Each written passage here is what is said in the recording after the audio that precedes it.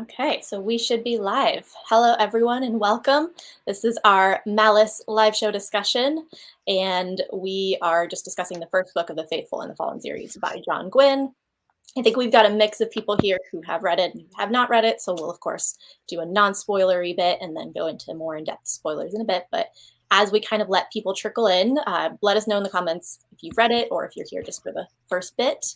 As we let people trickle in, let's go ahead and just do some short introductions and just we can say what we're reading and kind of give people a little bit of moment to get situated. So I'm Maria. This is my channel, Maria Might Read That. And I am primarily a fantasy reader. So that's what I talk about on my channel. So Malice is very much in the wheelhouse. And I am currently reading Unconquerable Sun, which is my first sci-fi, like proper sci-fi that I've read in years, pretty much. I've read a few, kind of dabbled a little bit, but this is my first true sci-fi. So that'll be interesting.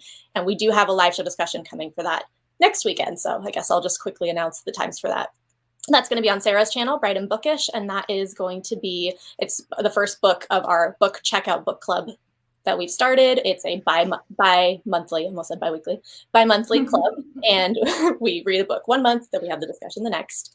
And like I said, it's kind of to push us out of our comfort zone a little bit, so Unconquerable Sun for sci-fi for a lot of us. And the discussion will be on Saturday, the 22nd at 11 a.m. PST, which I think is what, 1 p.m. Central Time. Don't know Denmark time. Kristen, do you happen to know? Okay, if it's 1 Central, it's 2 Eastern, it's 8. Same time. 8 p.m. Same time as Central now. Yeah. Same time as this. Yeah. Correct. Yeah. So I think that's all of the kind of admin out of the way. So go ahead. Let's go clockwise, I guess. Kristen, if you want to start. So this Kristen here. That Kristen, though. So I am Kristen from Kristen Craze Books. I am currently reading, I just started The Nature of Witches this morning. No opinions yet. And, oh, there's Kate. And that's about it. Not much going on. I just finished a cozy mystery. I've been all about cozy mysteries lately. So that's it. I was thinking about the naming thing and the fact that like you're both Kristens, and that's so confusing when I do videos and I talk about people and I have to like say your whole channel name, and I was like, we need nicknames, like, but I can't even call one of you the Canadian Kristen because you're both Canadian. So that's us. Yeah. Even though Kristen from this Kristen over there is in Denmark, but she's actually Canadian, so it doesn't work. So it's like we gotta think of something. And but I feel bad always being like Kristen with an I or Kristen with an E because I feel like I don't know. I would want my name to just be my name. So I'm fine with that. Kristen and Kristen. Yeah. Yep. You have to really listen for it. I'm Sarah. I'm supposed to be introducing myself. I think we said clockwise, yeah. And my channel is Bright and Bookish, and I think I might have been the reason we picked up Malice, because like I wanted to read it, but I didn't think I would ever read it if I had to read it by myself.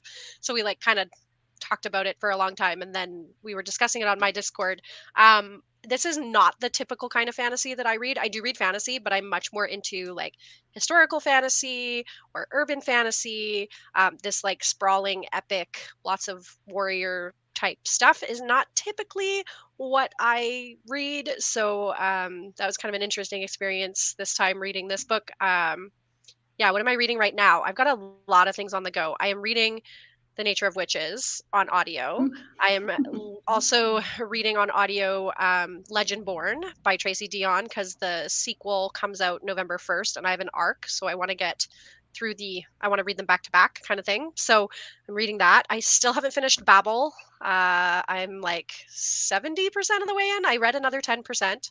The big thing that everyone told me was going to happen that was going to hook me did not hook me. So I'm not really enjoying Babel, but I'm still going with it. I want to finish it because it's so buzzy. And then I'm also reading Unconquerable Sun because I have to finish that by next weekend. So I got a lot of things, a lot of pies on the oven or whatever in the oven.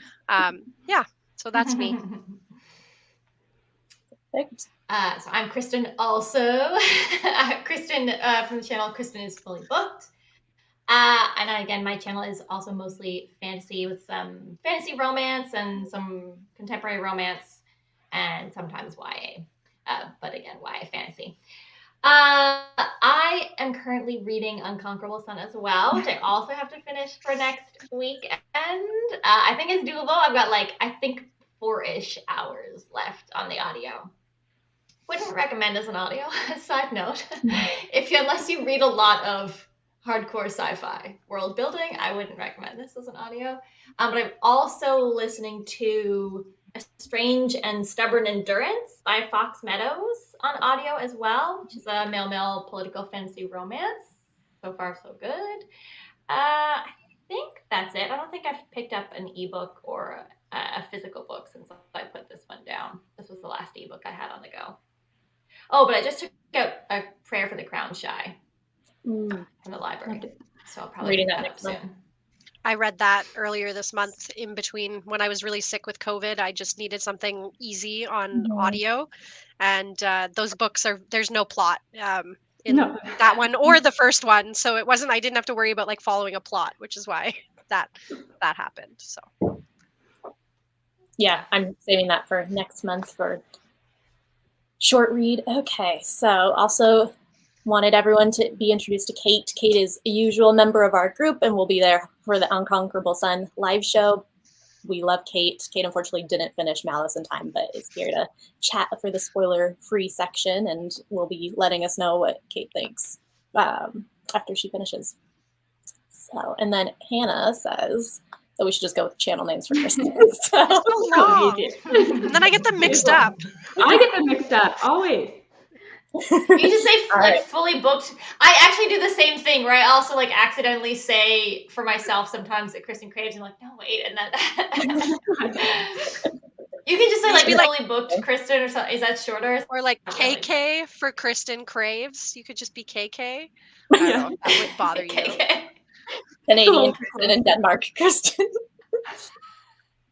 Okay, so we've got Rekindled Reader, who says it's one of their favorite series and got them into reading a ton of fantasy, which is awesome. Going to reread the series next year. That's great. We'll talk in a minute about our general thoughts and whether or not we're going to continue on with the series, each of us.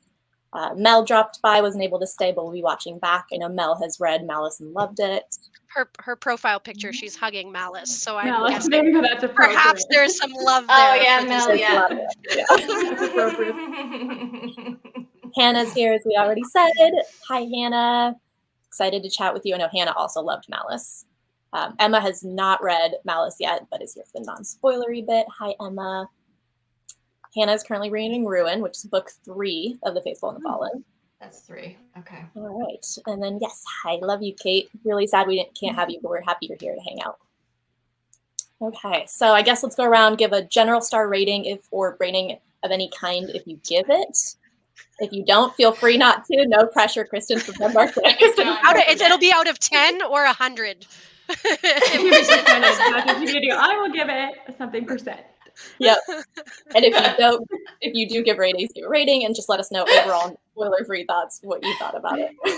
I have to look mine up. I don't remember here what I gave it. We should probably also say when we read it, since this has been kind of a long while. Yeah. So, Kristen from Canada, do you want to start? Kristen in Canada?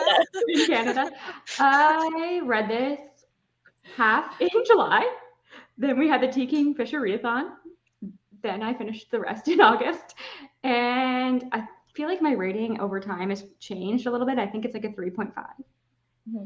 But I have to, this is so out of my comfort zone. Was it higher originally? I think it was higher. Okay. But it hasn't stayed.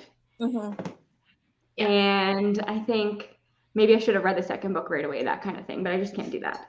But this is so out of my comfort zone. I am more like Sarah. I feel like our fantasies kind of overlap a lot. So something like this is just not my thing. But even I, reading it, recognize a lot of the typical tropes that you know in fantasy. So a lot of it wasn't a surprise for me, I guess. But I mean, I liked some of the characters have really stuck with me. I liked the ending. I will probably pick up the next one, but it's not my favorite thing ever.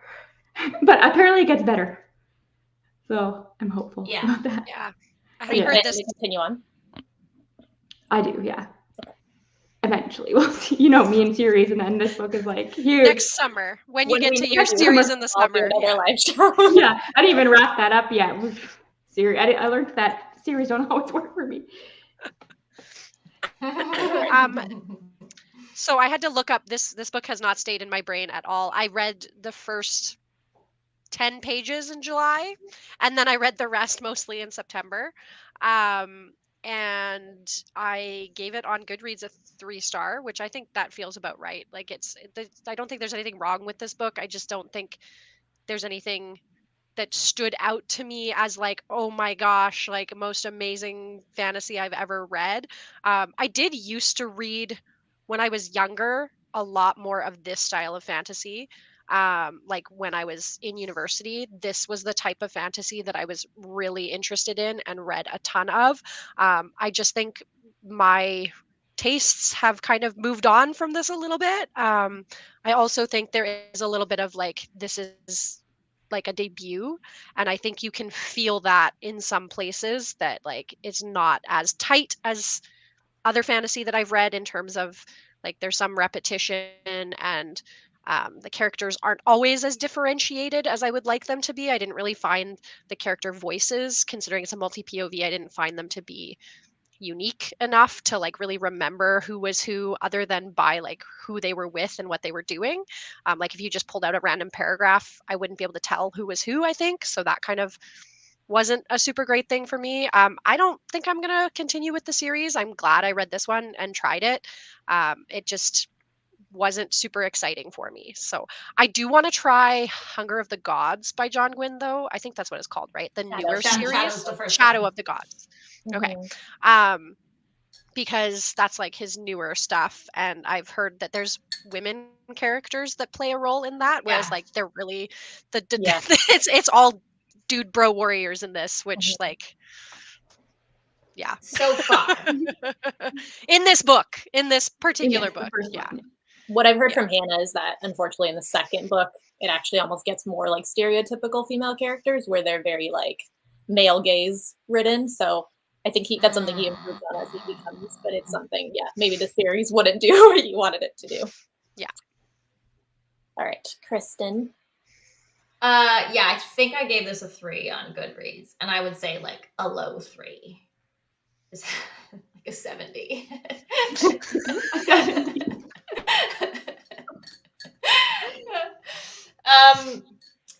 So this was one of my priority series for the year. I feel like there was like a group of booktubers who like read through the series last year, and I got like super excited about it. They seemed so excited when they were reading it.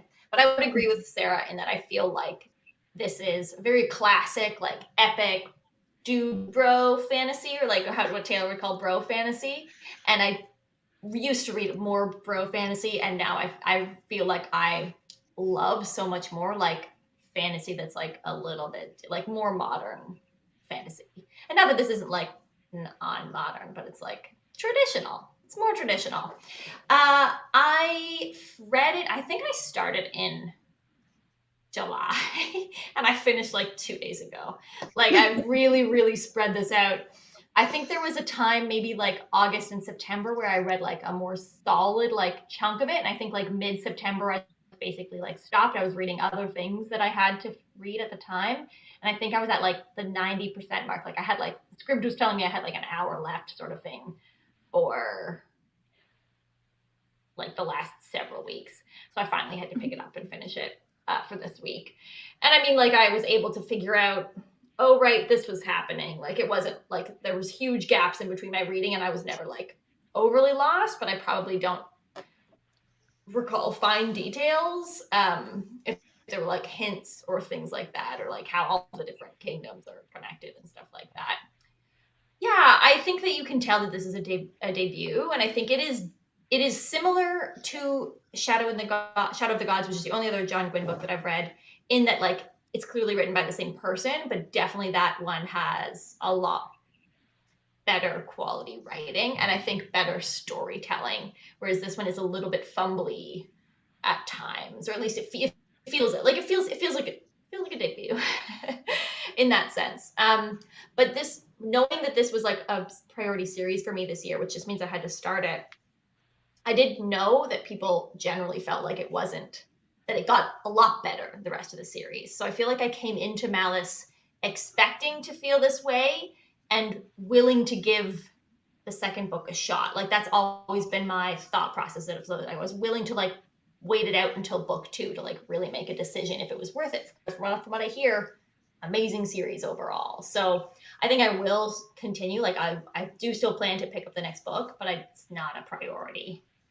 And like you said, like there's some similarness in a lot of the characters, and like I think certain things were very obvious along the way, but yeah, it wasn't like the most memorable. Totally fair. I think I read it the earliest of everyone here because I read it way back at the start of July. So yeah, I'm you probably finished ages ago. the rustiest on it. Yeah, I was trying to like remember all the Well, characters. it was supposed to be a July buddy read. Yeah, Maria was the one that. Yeah, I was like, I have to get to the TK Fisher stuff, so I needed to bang it out, and then we just ended up having all this time. But I don't have the ebook either because I borrowed it from the library, so I wasn't able to skim through really to remind myself. But my general overall thoughts that I do remember are I gave it 3.5 stars. And I feel like that needs a little bit of a qualifier because for me, one of the things is that I had read Shadow of the Gods before this. And so for me, that really highlighted just how kind of exactly what you were saying, Kristen, that it feels like a debut. And it feels like his writing definitely got stronger. And so it was just a little like I noticed kind of what I thought of as the weaknesses or kind of just the things that weren't as nuanced or developed or as strong in this series as they had been in his newer series. So I think it suffered a little bit from that for me.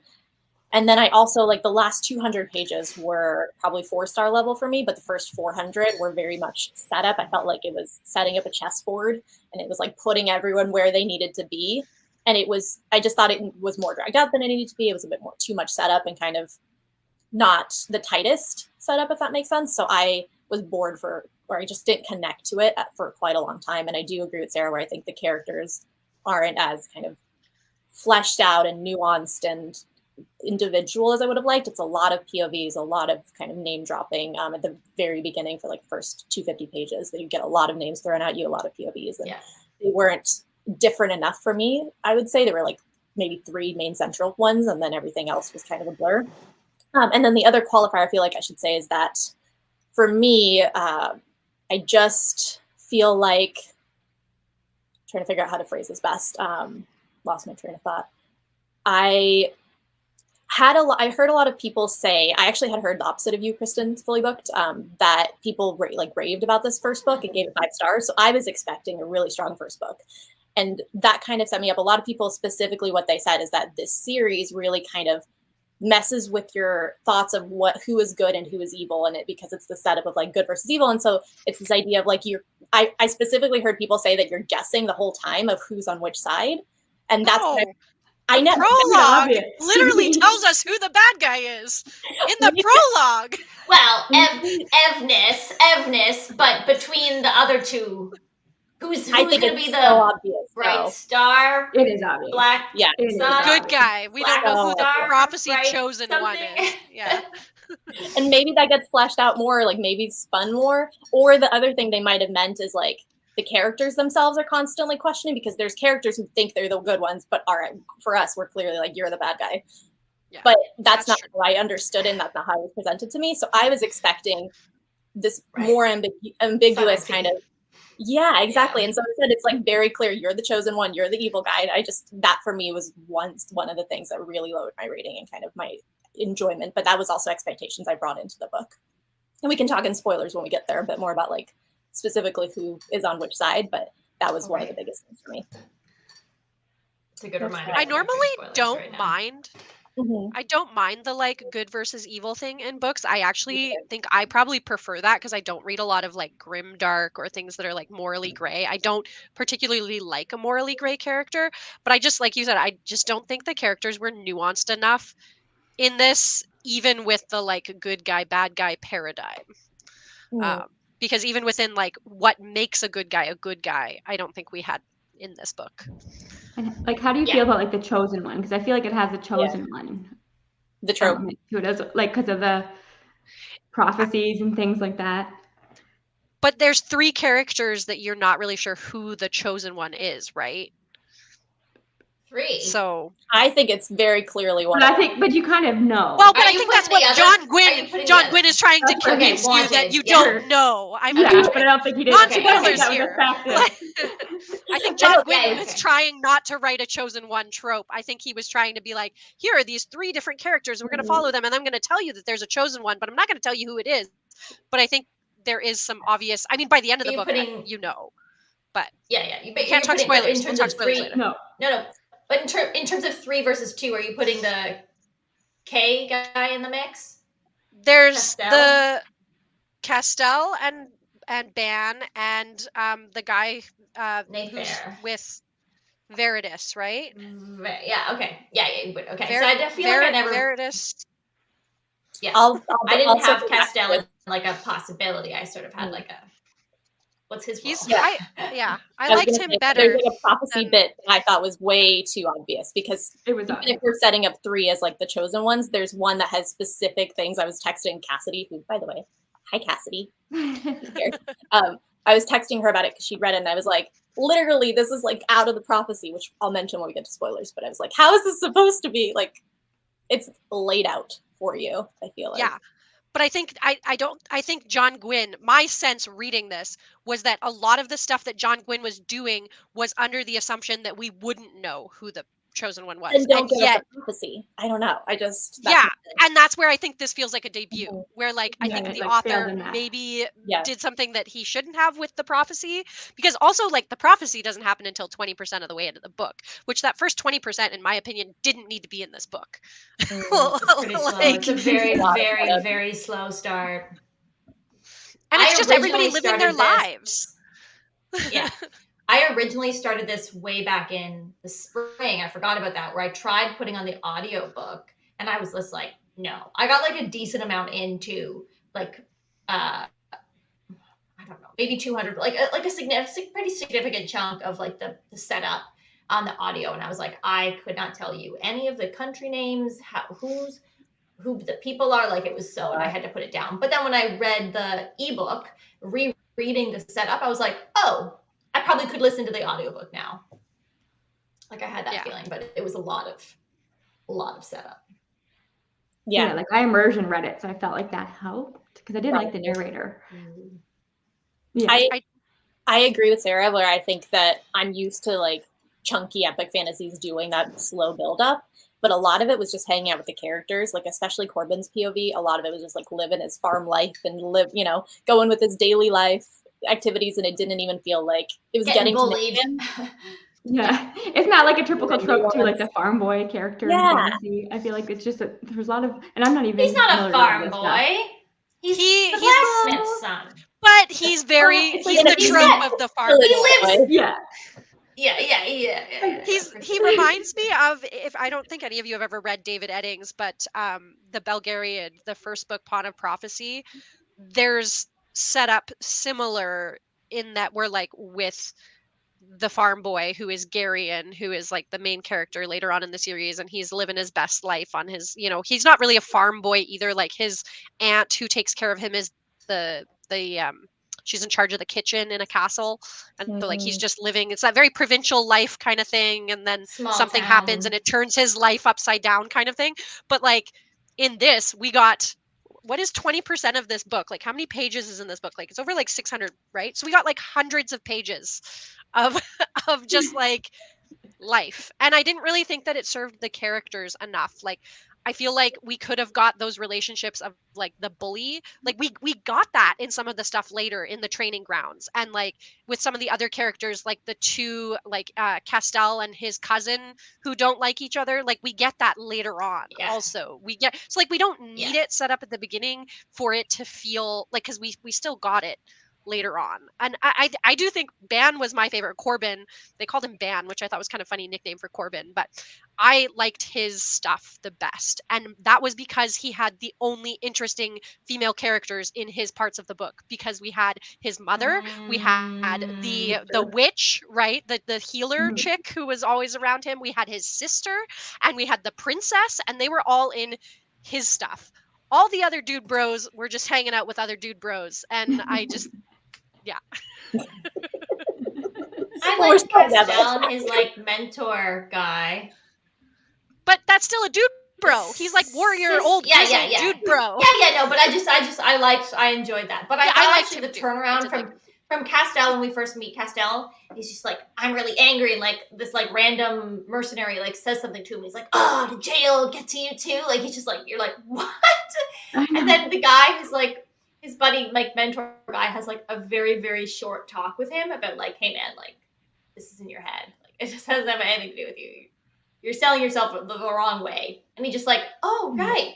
Snaps out of it and is like a perfectly wonderful person after that. You're like, that's a little quick. I feel like this guy could have said that to you at any point in your life. You've clearly spent the whole time together. That's very fast true. turnaround for me. And the attempted like bad family dynamic with Veritas, I just didn't like. It was I didn't buy into it. I was like, okay, so your Well, it's dad's trying to mad sell that you about why Veritas is the way he is. We'll go more in depth on is an characters. idiot. Yeah. But The biggest idiot ever. Oh, I actually enjoyed Veritas's perspective originally. Like I was feel like interested in what was going on with Veritas. Yeah. I forgot about that. I understood what the author was trying to do with Veritas, but I just don't know that it worked. my thoughts are too spoilery. Spoilery. Yeah. Because I think we can actually go spoilers in a sec. I'm just going to catch up on like general comments real quick. So Hannah gave the first one 4 stars, and then Valor 4.5. Kate was saying, Sarah, that she agrees with you. They felt pretty samey. Let's see. Valor would have been 5 stars if Hannah hadn't gotten pissed about the gender rep. Is Valor book 2? Interesting. Valor is book 2. Cassidy says expecting the rest of the series to maybe flip our opinions on who's good and who's bad. That's what I was wondering. Yeah, that's what I was wondering. See, that's too a obvious. Yeah. Because I've heard, like, the people who I have heard this from, I feel like have read the whole series, so it could be that it's just like bad expectations for the first, and then it gets. But so far, it feels very. I'm gonna have to look up. I'm gonna look up spoiler chats on the other 3 books because I can't. Yeah, do it. I don't think that, like, I think the way I feel about the character, I don't see how you could change that. Kaylee loved Malice, never felt slow. That's wonderful. I really loved the last 200, so I'm excited about this. Cassidy agrees with it, but loved it anyway.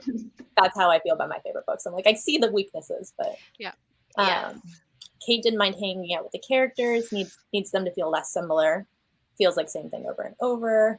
And then we already said Emma seems like she's going to give it a go. It is very classic fantasy Emma, but in a way that Dragon Mage bothered me with how classic it was. This I actually did it. Like I liked it for what it was in that sense. Did you guys like the classic tropes? I don't mind. I don't mind some of them, and I think there were some sections of this that I really enjoyed. I just don't think it came together as a whole. And the sections that I did, like if this had been a book about Ban, 5 star. like I just loved all of the stuff, all of his stuff, and like I just didn't give a shit about Veritas and Nether and like that whole thing. Just I was like, no, don't care. Different book. I so disagree with you. I could not disagree more. I love that. But I mean, that's usual for Sarah and I. Yeah. I like some of the tropes. Like I like animal companion stuff. Yeah. And like the training and the mentor stuff. But I mean, I haven't been exposed to a lot of it. Like so. But I liked. I love it. Okay, I do like Cassidy, those there's things. no Corbin in the next book. Crazy. I'm not reading the next book. No, thank you. Cassidy told me this, and I was excited. I don't want to get spoilery, but I have a feeling why that could be. Yeah, no, I can see why that would be too. How the book ended off. Yeah. Also, Cassidy says that having young protagonists makes them kind of a wild card because they can be changed and nurtured. Well, he's the only character who had real growth, in my opinion, in this book, in like an organic way. Like Kristen was saying about Castell just having like one conversation and suddenly flip a switch and he's a different person, which doesn't make any sense at all. Whereas like Ban, I think you have that, like he's a little boy at the beginning and he's growing into a man. I can see that, and I like a coming of age story, so that might be why I like Corbin more than like Veritas is just an idiot. I think I'm tired of the prophecy thing. I think nowadays I only want to see prophecy done like differently. Like A Chorus of Dragons. Plug that. Yeah, I love it. I gotta read that. Which I happen to have my copy of right here. Ready, waiting for your moment. Plugging Everyone it reads any Chorus of chance I Dragons. get. Kristen loves it. We've got some love for Siwyn, Corbin's sister. I forget her name. Kywin? Kywin? Yeah. Yes, I that don't sounds know. right. It is with a C. It's CYWEN. I don't know. I was pronouncing it Kywin in my head. So Hannah doesn't love her, actually. Stereotypical, annoying, brash. I didn't love her either. But at least she had character, unlike the other women that were with the other. Like there were. Oh, I see She what wants you to. mean. Yeah. She wants to protect her brother. I felt like her internal dialogue felt way younger than what she was. She also there was only had. There was like a little bit of like a flightiness to the quality of the writing in those ones where I didn't believe her as a real person. Like I believe it was like very like I'm a big older sister who like can't control myself and I'm gonna tear apart those books. Like I don't know. I think she has potential for growth. Yes, I agree. And I anticipate that is where that's going. Fingers crossed. She did have. Sorry, go ahead. She did have a little bit of the interesting comparison. Wanting to push against the patriarchy a little bit though, which I liked. Like Kywin was like, why can't I learn how to use a sword? Why can't I learn how to ride a horse? Like, why can't I do these things that my brother is doing? Mm-hmm. Which like it wasn't enough to like get over the fact that most of the book is all like it's the patriarchy is baked into this book in a way that just it's the water that everyone's swimming in, right? Without questioning it, right? And so like I liked that little bit, and then I also liked the witch character who was in that town as well. Like I can't remember her name because like she was also like I'm just gonna do whatever I'm gonna do, and if you call me a witch, like whatever. But also when someone gets hurt, I'm gonna be the one who's gonna save them. So like I did, Some of the characters. I liked those. Sorry, go ahead. We're talking. Go ahead. I was gonna say I think the thing with the sister is I thought was interesting was like the role reversal with Van, where it's like she's always a protector, she always has to take care of him, and now he's becoming more powerful than she is, and maybe that's going to be I think there's potential for her in that way, like how the roles switch. Yeah, it definitely falls into that trap of like strong woman must be warrior, which is like you can be a strong woman without being a warrior. But No, I feel like I liked the things that you were mentioning about the sister Sarah, where it was like that she like, why can't I learn to sort of like swords? And like when she threw like weird, not fetish of mine, but like what's the phrase? Book something where it's like you see that and you want it. I don't know. Book it. In like buzzword. A synopsis. Buzzword. Yeah, like that's like a buzz character feature for me. I'm like, ooh. But I felt like her personality and her internal dialogue like didn't match up with her age and where I wanted her to be.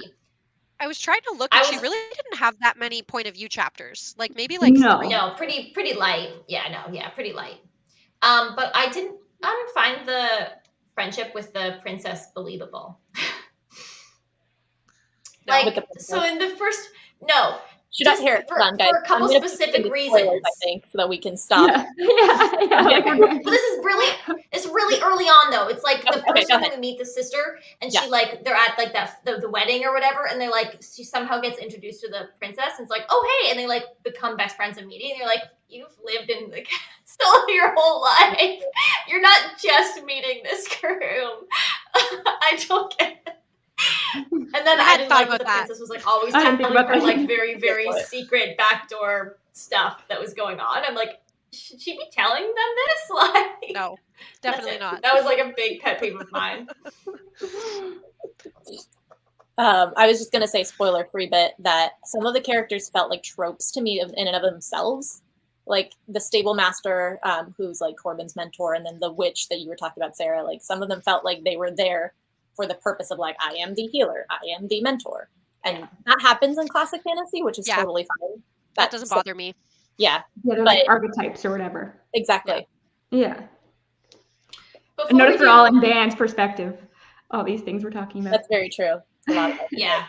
Well, there's the mysterious counselor in Veridus's perspective. And the grizzled right? veteran is with Castell. Like, that's another trope, right? That's The true. grizzled veteran. Yes, like veteran protector kind of guy. And then you have the foreigners or whatever. They're with Veridus's perspective too, like the mysterious foreigners. So there's definitely a lot of tropes. Ship people. Yeah, for sure. Before we skip, and all the people who haven't read yet have to leave. Kristen, since you were like, this is out of your typical fantasy wheelhouse, I know that like you're going to continue and your rating changed over time, but how do you feel about like the classic fantasies? Like, I'm like this, I'd love to see it done better in other classic fantasy. Like, are you into that, or you're like, yes, I want more of this type of fantasy? See, I think it's kind of scared me a little bit from other stuff.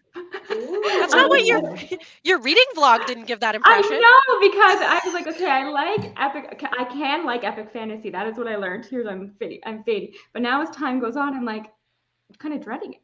Oh no. And I would need somebody to guide me into what I like, because I do like I like a band's perspective. I don't like a gazillion different POVs. Okay, if somebody has to do a pick or TBR. I was just going to say, somebody has to do a pick my fantasy TBR. And I have read The Unconquerable Sons, and I won't say my opinion now, but I am open to more Kate Elliott. Kate Elliott, her epic fantasy is some of my favorite epic fantasy. And then, like, it's actually funny, all of my favorite epic fantasy is written by women, not by men. So there's probably a reason for that. Same.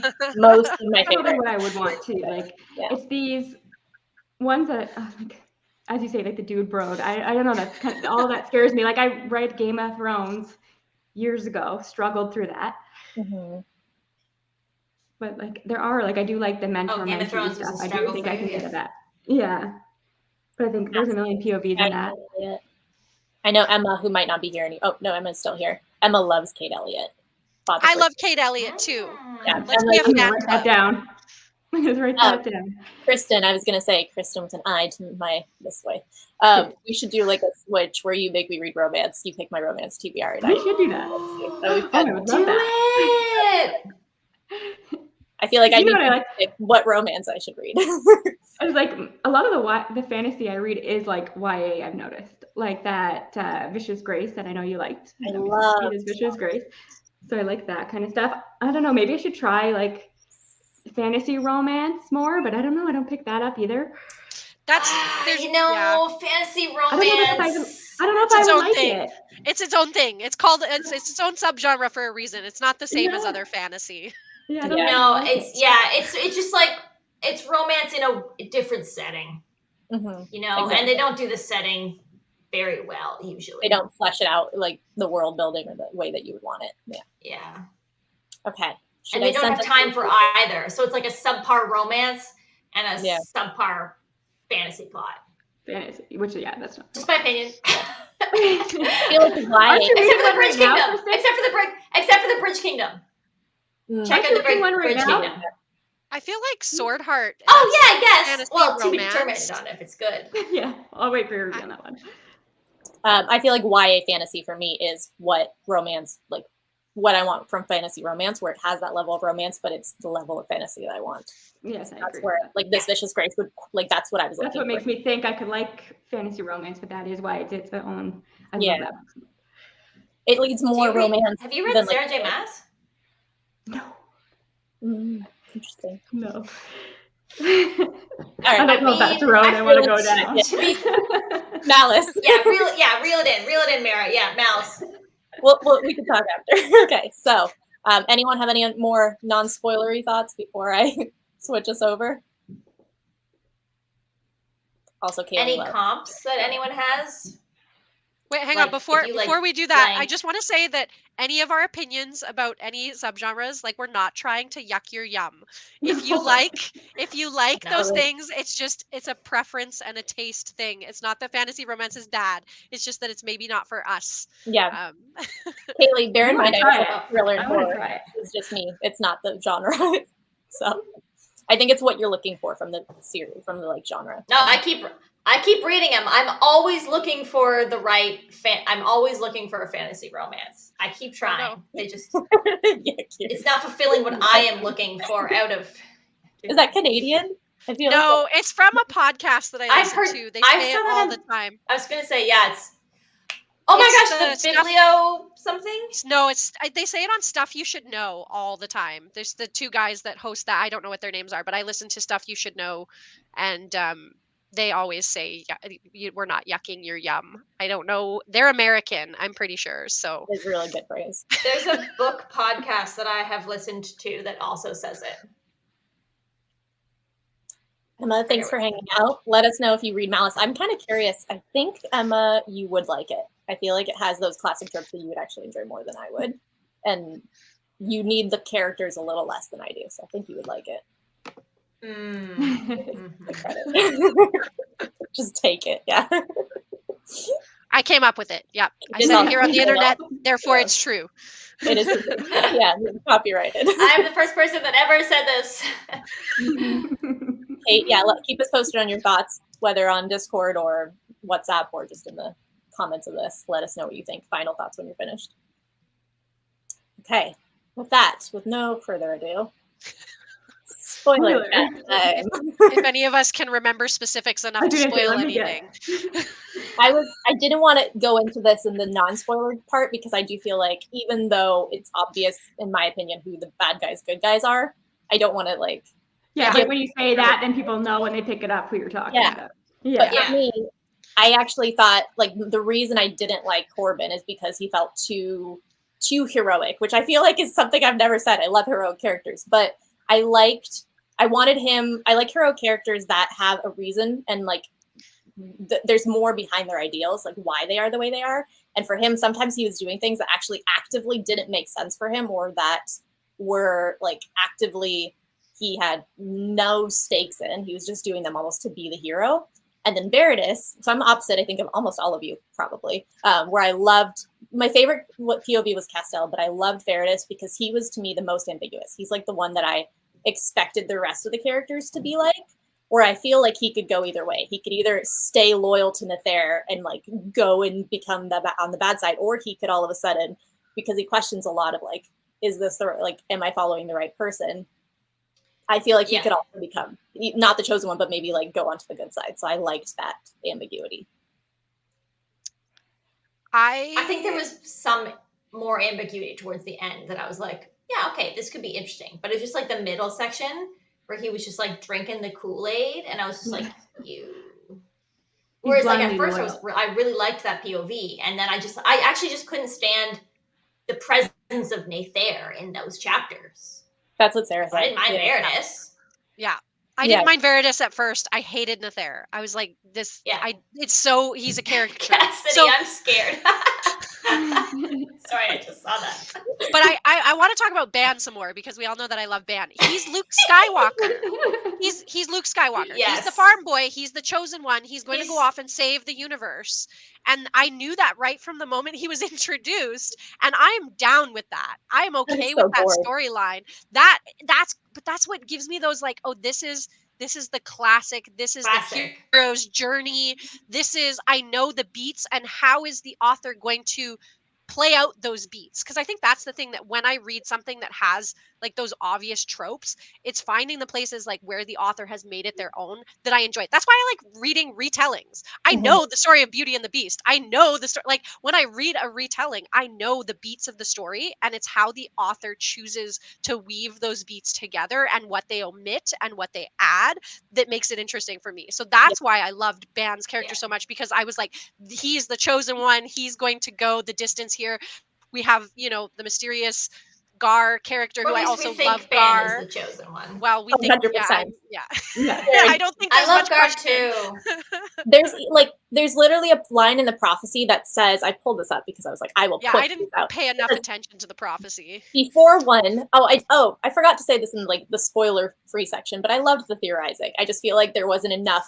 Like I was theorizing so much that I almost think I could have written a better like plot twist. Better book. Yeah. But maybe that plays out in book 2. Maybe it's going to switch on us in book 2. I hope so. This is what he wants us to think. I was going through the prophecy like line by line, and it says, "Before one storm and shields shall stand." And so, oh, called Shield. I did not pay attention to the prophecy in that Storm. great detail. I was just like, okay, come on, like. That's unless it's one of those like, haha, you thought you knew what it was, and then actually, but it's not what actually. Yeah. And it's something else. Stays the same. Yeah. So I think he's the chosen one, and I think Nefer seems like the obvious. Oh, fuck, I missed that. Yeah, I mean, the prophecy is the prophecy is the first interesting thing that happens in this book, in my opinion. Like, nothing happens for the first 20%, and then you get the prophecy, and the prophecy, you're like, oh, finally something, and then they say the prophecy, and then everyone's like, nah, we're gonna wait till the solstice, and I was like, yeah, what? Well, that part kind of made sense to me because I was like, if it was me, that's the most obvious side. That's like when you know there was something with the sky, right? Like something would rain down, or like I don't know, blood, whatever, something. I feel like after and then we the totally solstice, skip that's over when the book event. got interesting. Yeah. Oh yeah, because he's unconscious for this event. Yeah, both of them are unconscious, and so dream we totally skip over it. It's true.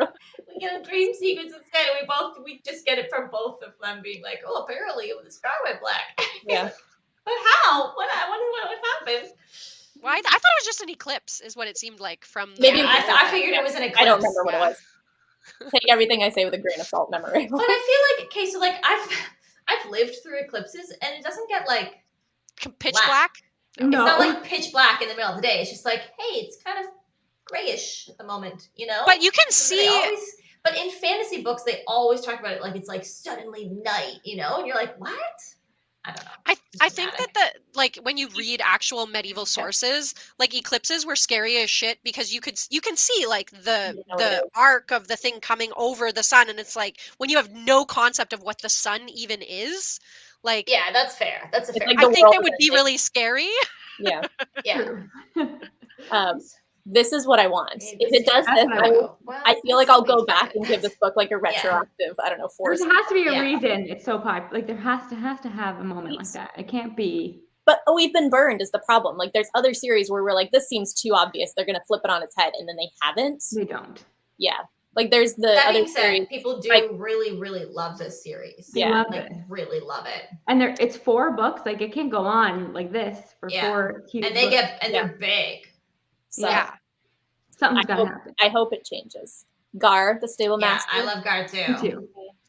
I knew immediately, and I put it in the Discord as soon as they went to the like hidden city and they showed the people doing the Tai Chi. I was like, oh, Gar's from the hidden city. Yeah, I did the same. I mean, I knew that Gar was secretly someone else because he like kept like at that in the very first scene where it's like the wedding, and there's like, hey, this was he a leathersmith or he was selling the wares that Bam bought, and they're like, oh, hey. The tinker. He's like, he's from there too, and then he's like, oh, where are you from there? And Gar was like very evasive. I was like, okay, secretive dark past. Yeah, it wasn't subtle. And then it was like, and then he like suddenly started like mentoring Bam. I was like, okay, interesting. And then same thing. They're like doing this like dance sword thing. And all the conversations with the parents about like hinting around things. Yeah, they're always whispering with the parents. I was surprised though when like it was revealed the amount of collusion between the parents that was going on. Like when the mother. And I was like, oh, the mom's in on it. Okay. They had secret meetings with like the queen and king too, right? Like I think that the queen and king are in on it. Yeah. Well, and there was just a lot of. I love Ben. I want to raise him as my own son. I want him to be my son. This is how I feel about Ben. Oh, I feel so bad now. Oops. Well, then you bring in Storm. It's hard not to love like the. Boy with his. And then the only part that really got me emotional was when he had to send Storm away and he's like throwing rock. I was like, oh my God. Yeah. So many parts. It's like that classic scene. What's that movie where like the Bigfoot or something? Mm-hmm. Harry and the Hendersons? That got me. Yeah. That's what I was picturing. If you haven't seen Harry and the Hendersons, go look it up. It is a hilarious movie. I don't even think I've actually seen it. I've just seen the clip. I watched it every summer. It was one of the videos we had at my cabin when we were a kid. We used to get like, we didn't have power at our cabin. We just had a generator, so it could only run for a certain amount of time. And so we would get to watch like one movie when we were down at the cabin. It was always Harry and the Hendersons. Anyway, that's an aside. But if you haven't seen, go look it up. It's friggin' hilarious. It's about a Sasquatch. This kid finds a Sasquatch and brings him home, and like has him in the house, and he's like trashing the whole house, and the family is like, Never "What heard are of we this. gonna do with this Never heard of it Sasquatch?" either. But that's the classic scene. That's where that I feel scene like comes from. Yes, that is Harry and the whatever. That's Harry and the original Hendersons. scene of that, of sending something away, being like, no. You gotta go, yeah. Oh, she froze. Oh. Right in the middle of her moment. Oh, there she is. No. You're back now. Am I like? Yeah. You were a very sad face. Yeah. It's very noble. Yeah. I was sad about the like warrior, the main guy who died at one scene. Remember?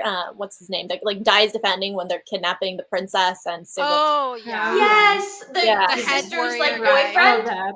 Oh, Oh yeah, no, that guy. Yeah, Boyfriend that too. When The he's- boyfriend yeah. too. I was really sad about him as well. I Like, was sad about that too. emotional in those Forgot moments. about that. Yeah. Yeah, I was That's upset actually- about both of those. A character we didn't talk about was like the outlaw woodsman guy. Yeah. Who switches sides Oh, yeah. after that. And I actually really liked him. I thought that he had I more forgot about nuance that POV. He was a than a lot of other people. He was only in like the last third of the book. I think, if I'm remembering correctly. Again, it's been a while. I think he but, had like he had one really early scene, Oh, okay. but then he didn't get anything for a really long time, right? Because He was the one of the POV people that that shows up at burned like down. 2/3 of the book, and I was like, I don't know this character. And then I realized Did I he show do up know that this late? character. Oh, I thought he. No, he shows up early. That you're right, but like because he shows Yeah, up forgotten okay. about him. one time, Yeah. and I was like, No, wait, 'cause we're then he introducing a disappears. new Yeah. POV? Yeah. Yeah.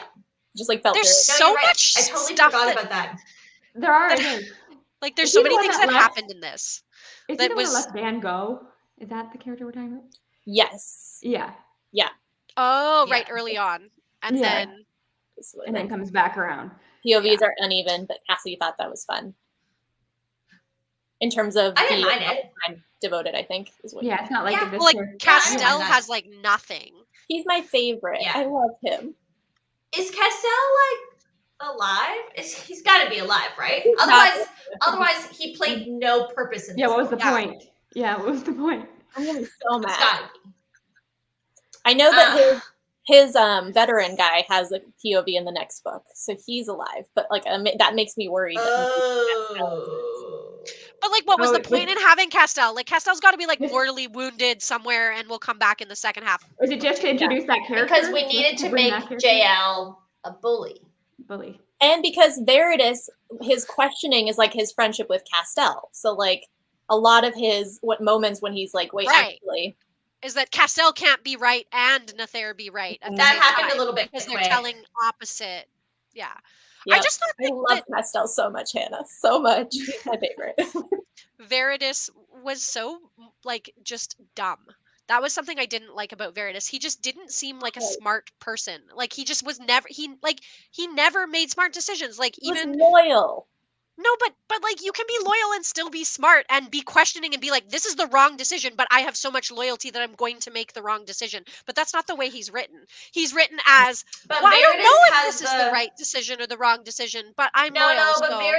Veritas has that yeah, but Veritas has like that complex, right? Because of his perfect older brother. So it's like, He's a people pleaser.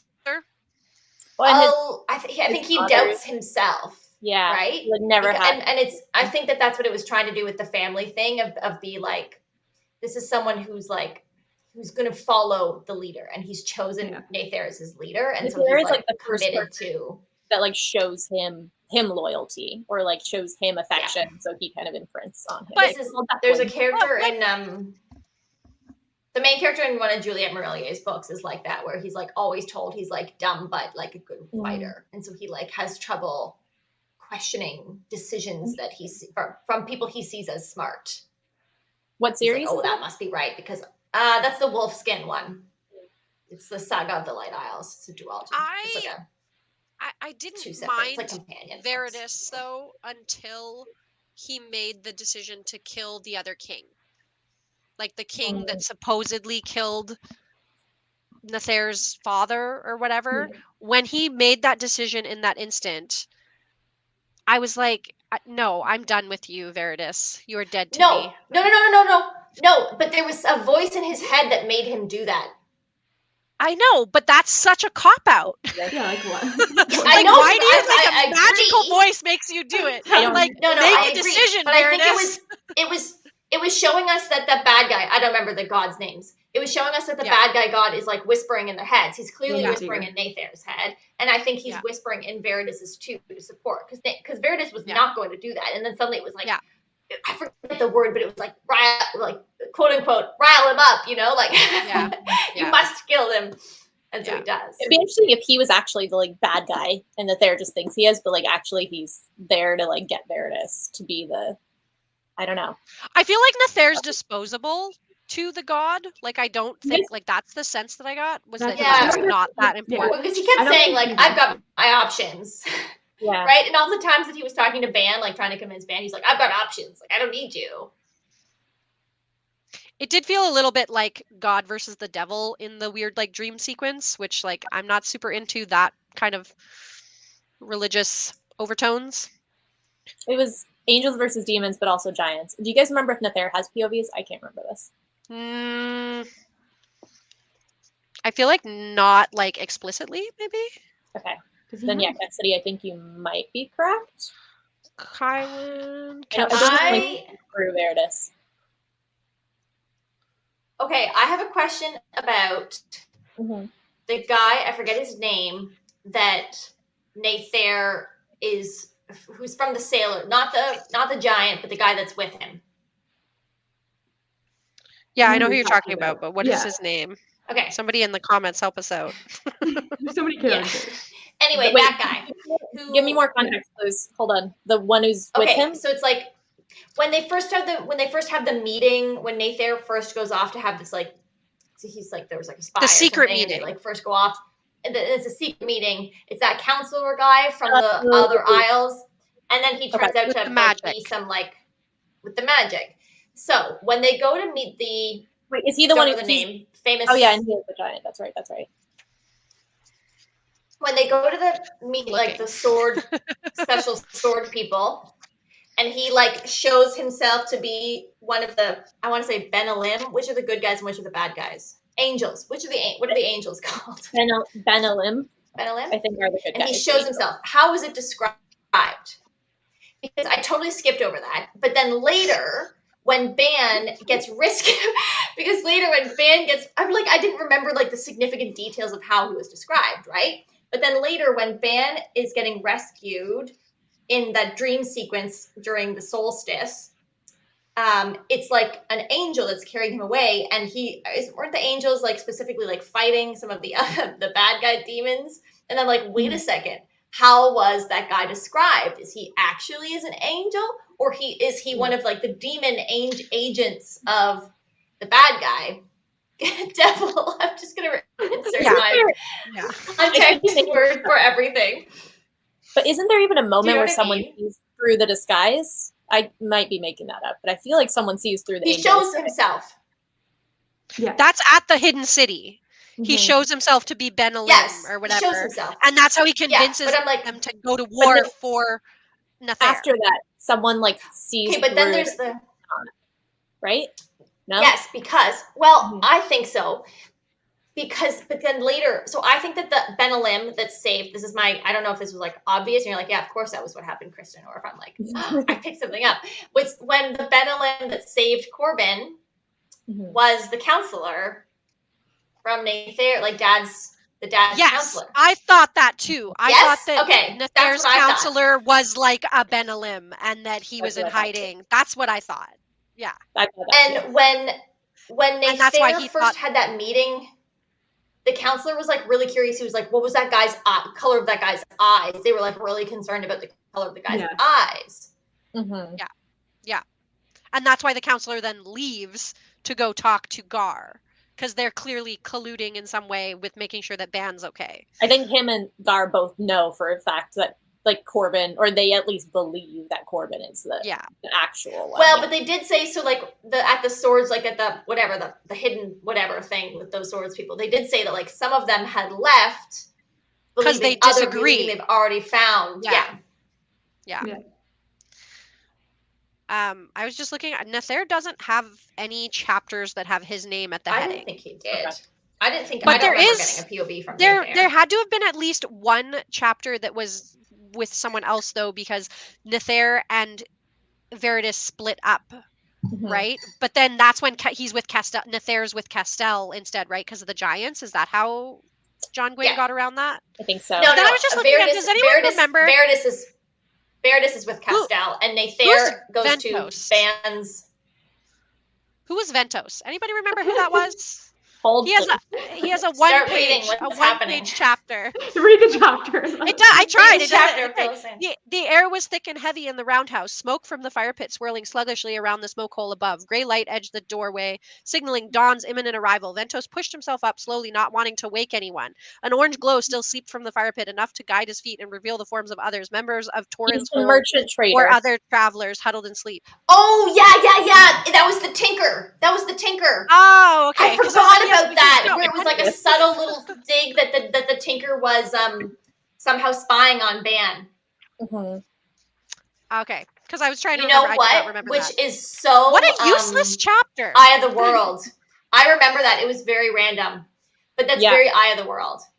I actually agree with this, Cassidy. I didn't think about it, but you're right. I like that. Like, he's a main character, but we only see him through everyone else, which could mean Just see, it shows the Corbin, Yeah. Evnus, Veritas, Nether. Castell is not even here.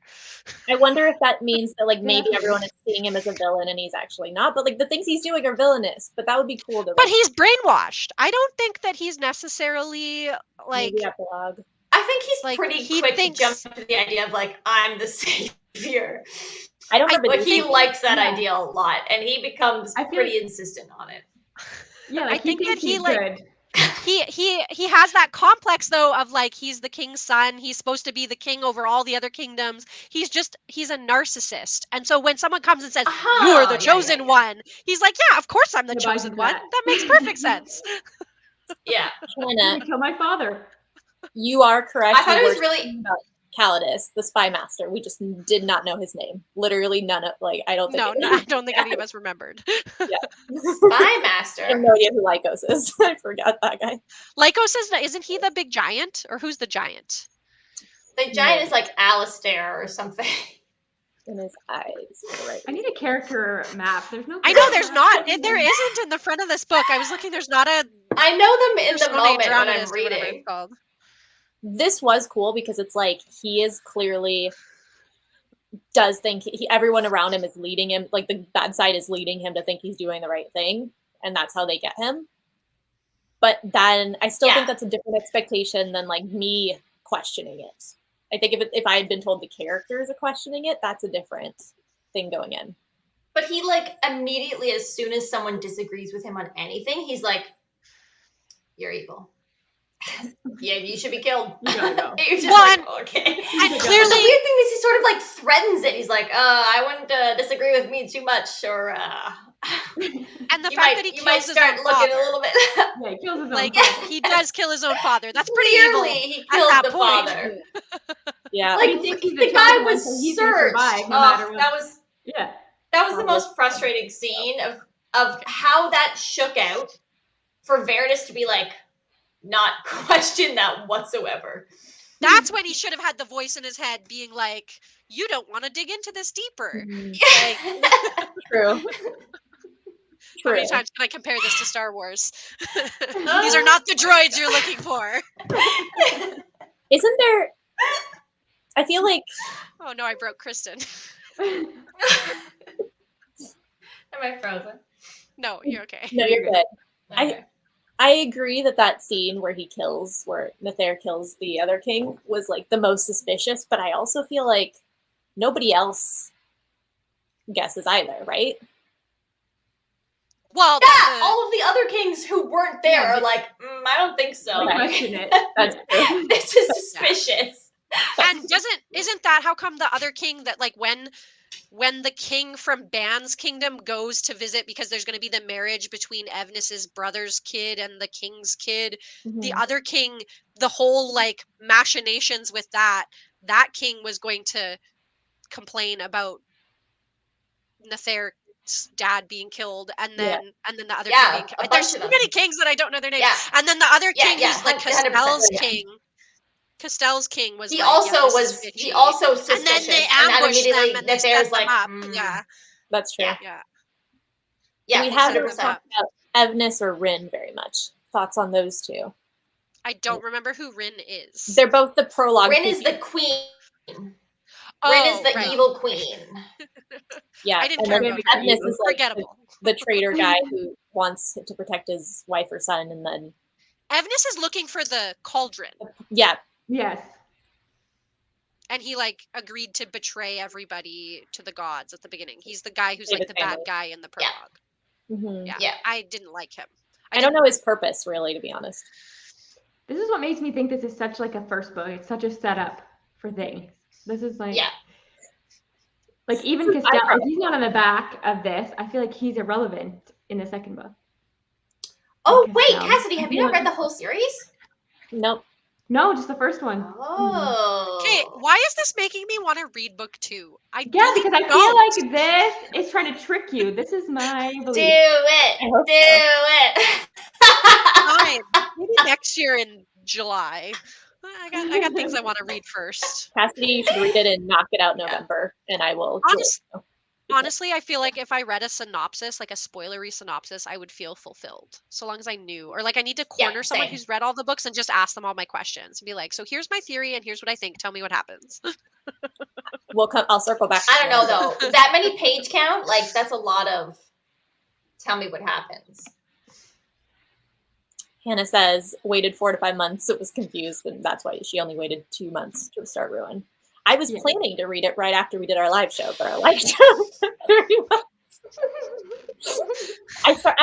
I don't think I mentioned this to you guys. I started Valor, and then I was like, I'm going to get confused between what happens. So I stopped. Our problem now. Spoiler vlog reading all 4 coming. Ooh, do it. I want that. I was going to say our fundamental problem with doing this Malice read along together was that we didn't set the date for the live. And if we decide on any impromptu buddy reads again, we have to set a date because then we all know we have to. Because like I was not going to finish Unconquerable Sun before next week if it weren't for the fact that like I know like that I have to. Yeah. Because I was going so slowly through it. Because even with Malice, like we kept on not setting a date, and I just like kept not finishing it. So I was like, I'll finish that when I need to. Yeah. Just goes to show none of us were like super keen on this book. Like we weren't like gotta read. Except maybe Maria. I was probably the most into it. The last 200 pages, I was like, I am ready to like binge the entire series. I like the last 100 pages too. The thing that also made me feel like this was a debut book was that the way that the POVs were split up destroyed the flow. So like I think that he was doing that thing where like you would get to the end of a character's POV and it would leave you on a cliffhanger, so you want to keep reading because you want to get back to that POV. And this is something that in the Game of Thrones series, which I've only read the first book, but my husband has read all of them, so I have heard all about them, and I watched the whole TV series, which I know is different. But anyhow, my husband used to complain about George R.R. Martin, about how like he didn't care, he just wanted to read the Daenerys chapters in the later books or whatever, and that it was like that is also I was in like the later books, the chapter division is so frustrating. But I think in this, John Gwynne falls into that same trap where because there are so many POV characters, by the time you actually get back to the character, I just lost momentum on reading because I would read, I would get to the end and be like, oh, that's a cliffhanger on this character's story. I really want to know what happens. I would go into the next chapter, I would read the next chapter, and then I would get to the end of that one. It would be a cliffhanger, and I'd be like, okay, so now I'm going to go back to the first character, and then the next chapter would be a different character, and we'd go and we'd get another cliffhanger. And I just was like, I'm never going to get the answers, so I don't want to keep reading. It just killed my momentum every time, which was why I stopped. That's my number one thing with multi-POVs, where sometimes I'll even flip ahead. Like I know Black Coast, I did this where I would flip ahead to the chapter of the continuation of the person that I wanted to stay with, and then I'd read the other POVs going back. Because I was like, I'm not waiting. That's cheating. That's cheating. That's the thing with multi-POV is like if they end on a cliffhanger, I want to know, and it drives me crazy. But So I think if it's too many, Sarah, I agree with you, where it's like if it's too many, it takes too long to get back to the people. Okay. If it's like 2 or 3, it's maybe it works well, where it's like it keeps you hooked on all of the POVs. It's also different because this is the kind of multi-POV I where you have agree, people in Cassidy. different countries. They're And everywhere. They're not, yeah. I didn't like if you have like GGK does multi POVs in a different way where he like has shifting characters quite a lot, where they're characters that are seeing the same things but from different perspectives, and so you kind of you don't leave the story. Like this feels like 3 stories until they come together in the last 100 pages. Like Ban and Castell and Veritas have different stories going on. And they don't really converge. But like especially Ban. It's kind of fun when then the storylines start to cross over. Like I like that in Stormlight Archive where you start separately and then you get really excited when people pop up in each other's POVs and you start to see them interact, but they haven't met each other, but you know them all. So I do like that. I think it's just that it's easy for me to put down a book if I'm like I stop at, let's say, Veritas's chapter and I know the next one's Corbin and it's not a direct, I'm like, this is a good stopping point. But for some, Cassidy, it works as suspense. So I think it just. I like it too. Yeah, I like that too. Because that thing that you're like, I just want to find out what happens. It's like, I have to keep reading now, you know. Then it's 3 a.m. I think because of the way that I read is probably part of it, where like, because I can't read to 3 a.m. anymore because my child wakes up at 6 a.m. Yeah. So if I read to 3 a.m., I'm in trouble. So I like have to look for stopping points. So I think it's more like Maria, what you were saying, where like you get and you're like, oh, you flip and it's like, oh, that's a different character. I'll stop here for now. Yeah. So like I was stopping a lot more than. Like I've also totally DNF'd books where like there was a break and I was like, do I really care?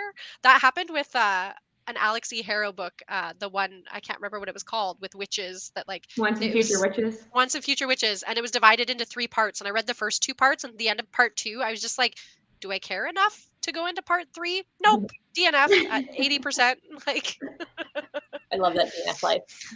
I probably would have DNF'd this honestly at like 15% if it hadn't been for the fact that we were reading it as a group. Are you happy you pushed through or no? Spoiler for next week. Yeah. Yep.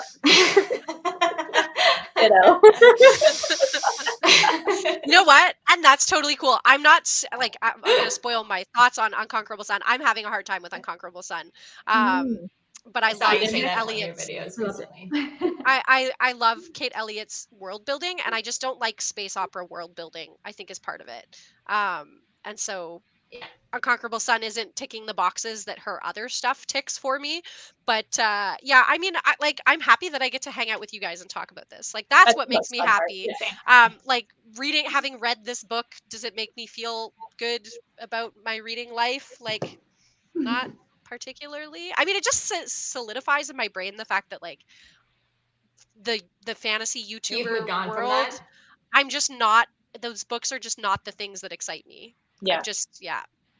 And for me, it's confused me more because I feel like I'm bummed that for my pick for you haven't found like the right, like the perfect type of fantasy for you yet, Kristen. Sorry. Yeah, I want to make you both, like I know Kristen is fully booked, has read Jade City. I want to make you two read it. I have it. I just haven't read it. Because I feel like the problem is that of course the second book was my favorite, but that's like an annoying thing to ask of you both. But I feel like it does a lot of what I want. Yeah. I feel like Kristen will like more modern fantasy that I feel like we all tend to read a little bit more of, and less like classic epic fantasy. Yeah. I still need to read Mask of Mirrors or Jade City. Like for me, it's this is what I was going to ask about this. How are you guys with battle scenes? Because I have such a hard time with fight scenes, battle scenes. I like skim over it. Did you have a hard time in these ones? Anybody. Not as much when it's like the one-on-one stuff. Like if it's, because I found like there was a lot of one-on-one, but if it's like a whole battle scene and everybody's, I have a hard time placing where it is, picturing it. Yeah, apparently that is what John Gwynne does really well. I skim them and then I'm like, wait, somebody died. I have to go back. Somebody died. They're dead. Whoops. Sword to the gut.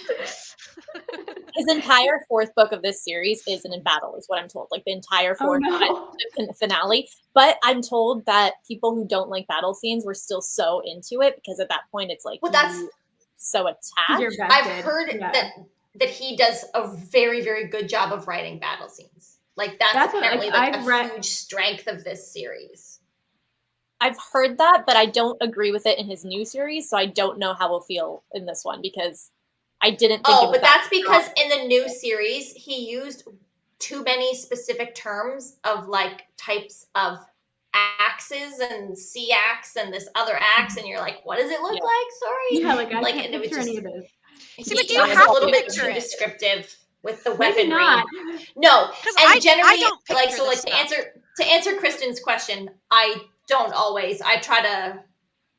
I'm not. That's like the one thing that I don't picture in express detail, step by Okay, so it's step, not just me, action like, by struggling. action. No, I skimmed through as well, kind of, because Because there's like, I know not it's like dialogue. this one thing with the shields, and it's all like a very technical strategy and stuff. And like, this is not something that interests me or I know anything about, so I can't picture this. So my question is, do you picture the rest of the book? Are you like a visual reader? Yes. When you're reading, you have to picture everything?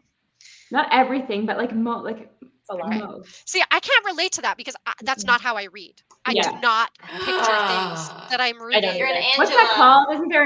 Isn't there a name for that? Probably. Yeah. I feel like there's a Something with an different A. part of my brain that's absorbing the information, which is, I don't know. I just like, if you told me to like draw, if you set me down with a police sketch artist and was like, describe Corbin. Or White Sarah, little like if boy? someone said describe the suspicious White person, boy. Well, No. he's very naive. Like I have no idea. Like I have no concept of what these people look like. Like I just, and it doesn't matter to me. And So it's I kind of think nice when they do like an adaptation because I'm the only one who's like, I don't care what person they like cast for it. Look, Everyone's yeah. fine. I don't care about character descriptions as much. It's just like the World building. world and just how everything's playing out. yeah. And what did you guys think of the crow? I agree, Anna. But I'm weirdly obsessed with like I need things to track. So if like you tell me that he's on that side of the room and suddenly we're doing something else, and like if action sequence, like if that kind of action movement does not track, I'm like continuity error. That's not where he was. Like that how really. can there be a I continuity really error? really need that. Couldn't it It's have just happened choreographed. without I being in need the writing? Not Like enough they don't go to names. the bathroom either. I assume these people are not all just like backed up all the No. time. But the battle scene is like act by act. It's like this person slashes, this one parries, this one like I don't know. So that one is like I that's don't stuff I need don't that. care about. I don't need that level of detail. I don't need that level of detail either. I want it to be like I want to feel like there's like some like fluidity to like I want them to describe it in like in the feeling of the fight, less so about like backhand, parried, stroke, block, like I don't need that. I think that for me, I forget what author said this, but there was some author that said that like in battle scenes, the main thing is about the characters, the relationships, the emotions. Oh, it might actually be Greatcoats. It might be Greatcoats, which is why I love the battle scenes in there, like the fight scenes in there so much. Where Sebastian de Castell, I think, was saying that like it's not about what they're doing, but more about like how is this affecting them? What are their emotional states? What does this mean for the plot, the characters, and all that? And that's when a battle scene or a fight scene is really well written for me because it's not about just like this is the action. It's like I'm following the actual dynamics changing. I think it also depends on the writing style. And I think that writers that have a more cinematic writing style, like none of you have read any of the Malazan books, but there is a fight sequence in the first book in Gardens of the Moon that takes place that like I can actually picture in my head even now after like I haven't read the book in a year. Granted, I have read that book 3 times, so I have read it 3 times, but like that I can picture, but it's not like a step by step like he hits here and there, but it is more like what you're saying about like we have this guy fighting off a big group of people and then this other group of people come to save the day, but then one of them gets injured, and like so there are like consequences and things, and but like and it's like happening on a hill, and so like I can picture sort of what's going on, whereas like in this I don't remember any of the fight sequences except for the duel where the smarmy guy gets his ass kicked. Who when the queen is like, I challenge you, and then her guy gets beat, and then he comes back later as a that was a great scene.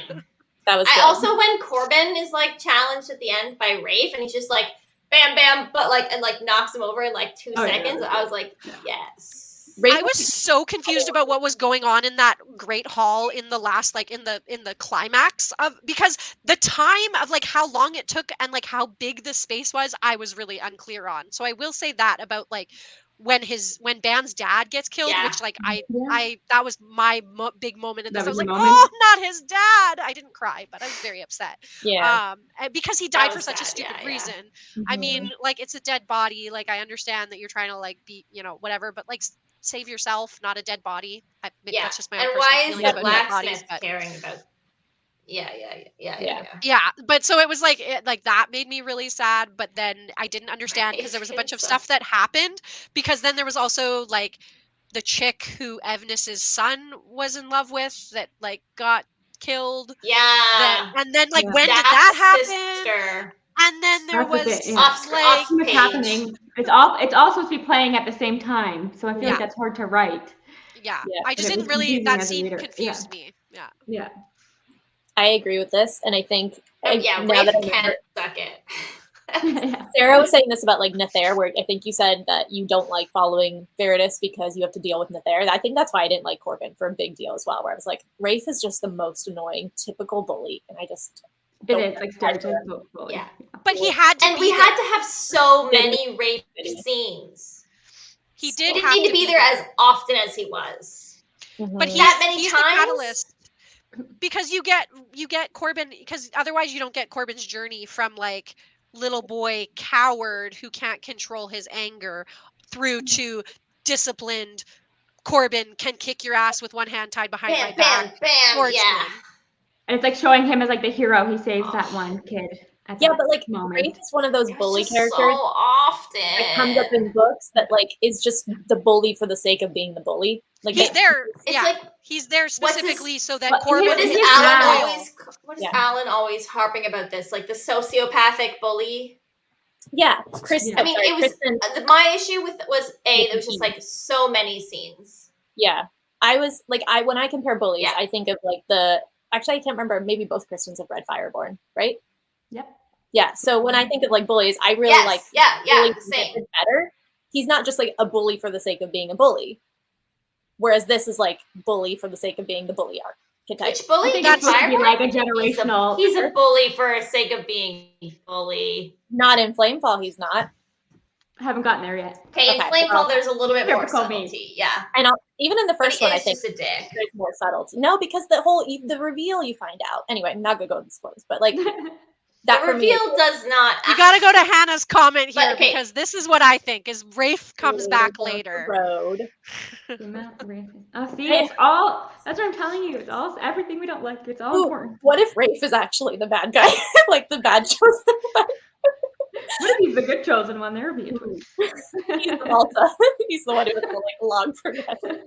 This is why book clubs are so good because you can take a book that's like a 3-star for all of us and have like really intense, like exciting discussions about So much the passion. It gets you more hyped about it. Yeah. I can see Sarah's Yeah. conflicted. It's a solid Yeah, 3-star book. 100%. I don't think you could change my mind about that, but I do. There were No. parts that I really enjoyed in this. There were characters that I really enjoyed. It's just it didn't come together as a whole for me. And honestly, it is so long. That is what makes me not want to read the next book because I hate reading long books. Like give me 100 pages of really top quality, top notch amazingness. Don't give me 600 pages where you have 100 pages that are good and 500 pages that are subpar. These books just get longer from here. I think they're about the same. They're about. The I think they same. do. Yeah. Oh, they look big. much. It is. on I people's you can shelves. feel that. Sarah, Yeah, it's a I have a setup book. question. But you know what? Shadow of the Gods is also a setup book. I did It's not shorter. care about Shadow of the Gods until like the last 20 to 10%. Like, and suddenly but, I was like- like, oh my god, this is amazing. Here's the Did you thing read with the Shadow of sequel the Gods because does really suddenly well. it all came together. In Shadow of the Gods, like I think it was within the first 25 pages, I was crying, bawling for a character. Like I was connected. I think you could have killed any one Yeah, of them. you were quite emotional about that. I'm still like annoyed about that character death, like to this day. I know you are. I feel like So- that's one of the deaths I was like, oh, but I was so mad. Whereas for this, I was like, you could kill anyone in the first 400 pages and I would just be kind of okay. You know, I feel like I connected. He got me so soon with the characters in Shadow of the Gods, so I give him hype for that. I'd say that will sometimes make me want to quit a book. Like I quit reading after the first book in the Game of Thrones because of the character death at the end of the first book.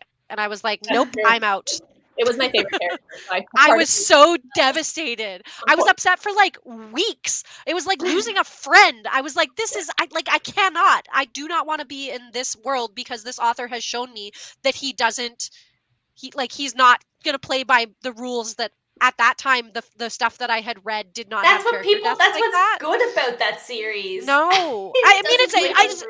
I think that he's a good author and like to get me so invested in a character, but that doesn't like I'm not saying that book is bad. I'm sure that series is great. I don't want to read just it not what you because want. I don't want to feel like that. Like I don't want to feel heartbroken in a way that like goes on for 6 books. Like he doesn't give you the let up, right? Yeah. There's no happiness in that series from like what I've heard from people talking about it and from watching the TV show. It's just worse on worse on worse on worse. And every time something good happens, it's immediately followed by something awful. And so I don't want that. Very grim dark in that way. I have heard John Gwynne kills off a lot of characters, so like I'm not looking forward to that. I've heard that about this series too, actually. The more heartbreak, the better. Same Z's. I want to feel it. The emotional trauma. I want to cry myself. But there are other emotions other than pain and anger. I like books that make me elated. It's like you've never even read GGK. I cry every time I read a GGK. The exception to Sarah's every rule. He is the exception. Exactly. He really is. Yep. I think what I want most, like preferably, is like put my characters through the ringer, make them suffer so much, but like don't kill them. I like them. I want them to stay. I want the hope. Plot armor. I want them to like overcome the terribleness, but I want the emotional trauma to begin with. Sarah, though, I wanted to ask, what are you happier that you read? What is it called? Like series? This. Okay, especially with how that ended. Same. Agreed. Hope makes me cringe. Who has this? Are you a wedding photographer?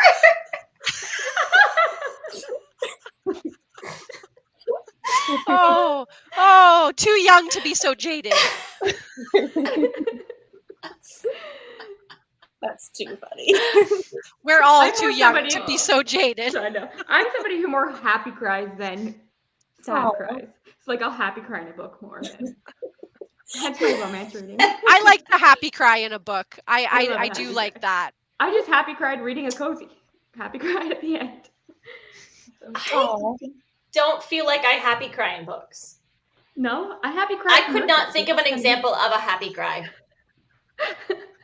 Yeah. What's it? I definitely. I happy cry in commercials. Yeah, I do. Oh yes. Yeah. Like the PG, what are those called?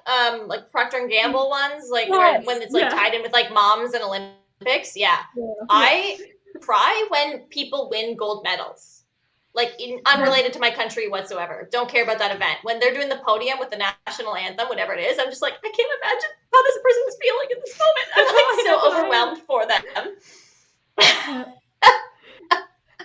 I did not cry in this book. I will tell you that. There was not enough of anything in this book that made me want to cry. I got a little teary about Storm, and that's it. Yeah. Because I just don't like the thought of like throwing the rocks. Like that gets me. I knew he was going to come back, though. It was so obvious that this was not the last. Like that we were going to see him. But he doesn't know that. I thought it was almost interesting how like subtle he was about following after he came back, because I thought that he would be more like give himself away, but he was really smart about it. Go Storm. We want the best for Storm. Yeah. And then I'm like maybe scarred from Game of Thrones a little bit.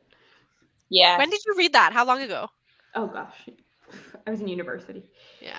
So, but then I did watch the show. Yeah, that was another reason I didn't want to continue with that series. That might be one of those reasons. The animal companions. I can't. It's like that to me. Like Game of Thrones is in the grimdark category of like I want some hope at the end. That one just. I hope that. I mean, we're obviously not going to get the next book, but one would hope that that is how it ends, in a slightly positive light. One would hope. Yeah. I don't know. I don't understand. This is like a bit of a tangent, but I do not understand this idea that you can have a world without hope. Like that's the whole, like the Greeks knew this, like the story of Pandora, right? Like you got to let the hope out of the box because you need hope. Like hope is the thing, right? That like having a world without hope is not realistic. And so everyone who talks about grimdark being so realistic, I'm sorry, what world do you live in? I feel sorry for you if your world is without happiness and hope and love and is filled I think only what with people mean misery. is that it's not cut and dry, black and white. I think that's what they mean by realistic. I've seen some That things really aren't, interesting there isn't a clear-cut discussions. good and a clear-cut Like, what is evil. See, I'm so new to all this. Like, what is a book that's an example of grimdark? Well, the Game of Thrones series is grimdark. Yeah, but like something that's newer. Hannah might be talking about Game of Thrones when you say that. Joe Abercrombie, have you read any? That's he's No. grimdark light. I've heard people talk. Is what I've been told. He's grimdark light, but I'm So told that is hopeless. So like Prince again, of Thorns is another one that I think is grimdark. Like R. Scott Baker's stuff is grimdark. Malazan is not grimdark. I will fight you on that, Hannah. Still hoping grimdark. Ooh. So Cassidy, do you like hope with no consequences, or do you just want no hope whatsoever? Like kill all my characters at the end, sort of style? But hope and consequences don't go together. I don't understand what you mean by that, Cassidy. I need more. I need more to understand this. Honey, Blackstone Heart. Because like for me, hope is its own thing. Like it's not like you like. Even when the world is shit, having hope for the future, that's like consequences don't come into play there, right? Like thinking that the world could that there's no be a better consequence place. to get there. I have a thought on this. Well, not on the Malice thing. Oh, okay. Hannah's not going to fight me. There, Good. you don't have to fight. Yeah. Like, I think the reason Greatcoats is my favorite series of all time is because it does that so well, where it's constant. Like, it feels the most realistic to me in the way that there's so much corruption and darkness in the world, and you look at our even current state of stuff in the U.S. At least the U.S. is sinking ship, and so it's like you look at how bad and like things can get and how corrupt, but at the same time there is hope that like it's human nature to find hope. But the way that the characters find hope is not just their minds are naturally attuned to it. I don't know if that's what Cassidy means, but like I feel like hope comes out of the fact that things are so dark, but then you are able to find, like, you have to fight for the hope almost. That's how I see it. Whereas this, like, Malice to me feels more like some characters are just more on the hopeful, idealistic, like see the positive in things side naturally. But I think that's realistic too. Like there are That different kinds of realistic. I'm not saying people. it's not realistic. Yeah, like I think that's the different thing hope I like. is that like you do have different people. There are people who are half glass half full people, and there are people who are glass half empty people. And all of the grimdark that I've ever read, which granted is not a lot, but the grimdark that I have read, it doesn't feel like you have any idealistic people, or if there are, they get immediately crushed and become jaded. Like all of that's like the trajectory of so many characters in grimdark, where like if they are hopeful at the beginning, by the end of the book they're nihilists, and I hate that. I think it's like an exploration is the way I see it, where they look at like what's an even darker world where absolutely nothing is light and good. But it's not, I wouldn't argue it's more realistic. I think that's where I also disagree with people. Yeah, smaller moments of hope. Difference between hope and reality in life and books. Hope, well, knowing overall you will still probably. I think what I like about like grimdark and the gray morality is that I get really frustrated when like one particular country or place or person is always presented as like this pedestal of perfection and upright moral goodness, you know, and like they won't do anything bad. And like, well, you're probably not going to be a ruler then. Like, you know, like that's not going to happen. So I like that element of grimdark and like gray morality and morally gray characters and all that, because I feel like it's like, yeah, you know what? You're probably not always going to make the right decision. You can't be perfect in every way. No one thing to do is the right, like, you know, like it's, I hate like the grandstanding and the, what's that called? Self-righteousness of very cut dry black and white standings. And I hate when countries and like different countries and different cultures are pictured as like they're shitty at everything and they're really great at everything. Like they'll do everything right. Like, oh, if we do this, then we become our enemy. Like that shit. I hate that shit because it's just like realistically. And you're yet gonna that's in do Songkran horrible shit. Bun, one of your all-time favorite books. Yeah. GGK, He's always the comes back around to exception. him. I have a question then, because I like this. What That was Cassidy was saying. teenage Kristen. Sarah. That was the favorite. Mature Kristen. But do we think that Darker. the good guys are going to win at the end of this series? Like, is that how, after book 1, is that what we're feeling? Like, are the good guys going to win? Are the bad guys going to win? What do you guys think? I would be very. I'm hoping I that would imagine that light will win. Mhm. I'm hoping that we angels or don't know who is that good god. and who is bad yet. Yeah, So I don't- me too. But I also feel like good will try. I hope we don't know that from the character's Yeah. perspective. But are we Exactly, but you assuming that think maybe whoever there's is like good. a question mark about the gods? 'Cause I think whoever is representing like Yeah. the light. So Yeah. regardless of Will who win. the And- good guy is, light They'll will win in the triumph. end. Yeah, not character. Yeah. That would be my Yeah, guess. which I actually like. Maybe that's the opposite of Grimdark. But I Agreed. want to read about the good guys winning. I just want them to have to work to get there. Well, and that's okay. So this is a random thing, which I probably want them to have none to of you are work to gonna- get there, and I don't want them to grandstand about everything they do being morally upright and perfect. So question for you all: Agreed. Have any of you ever watched a wrestling match? Yes. Like professional wrestling? My husband is big Yes. into wrestling. So there are good guys and bad guys in wrestling, and the best matches, they're called Faces and Heels. Go look it up. It's really fascinating. My husband used to actually wrestle when we were first dating. But anyhow, so a good match, you usually know who's going to win from the beginning. But in a good match, it has ups and downs, right? And I want that from my books too, right? I kind of want to know like that the good guys are going to win at the end, but I want there to be those moments of doubt of like, oh, maybe they're not going to win, and then they have to overcome whatever it is so that they can then actually go on to win, because you need to have sort of like movement throughout the story, because if it's just like the good guys winning the whole time, it's kind of pointless. But I don't really like when books are just like there are no good guys, because that's just not as interesting to me as like this dichotomy, the like duality of good versus evil. Even if within good and within evil there are nuances, like evil characters can do good things and good characters can do evil things. And for like me, that becomes like a question of rootability, like rootable characters versus like good and evil or like morally gray. Because I think a lot of times you can take a really interesting, like if the author does a good job with a morally gray character or even like a villain story and makes you understand, have compassion for them, that still accomplishes a lot. But I agree with you where like if it's just bad characters, I don't want to just be following bad characters that I hate and don't care for at all. Yeah. I think that's why the stuff by Joe Abercrombie didn't work for me, was that there was no plot, and it was just all about the characters, and the characters were all detestable. I have a feeling that this will also. I want to try that next year. Yeah, I have a feeling. I haven't read any. But First Law, is that the first book or the name of the first trilogy series? is called First Law Trilogy. The first book is called, I have it on my shelf somewhere. I don't remember what it's called. Pride of Place here. Well, and that's the book. That's the book that it is called First Law Hands.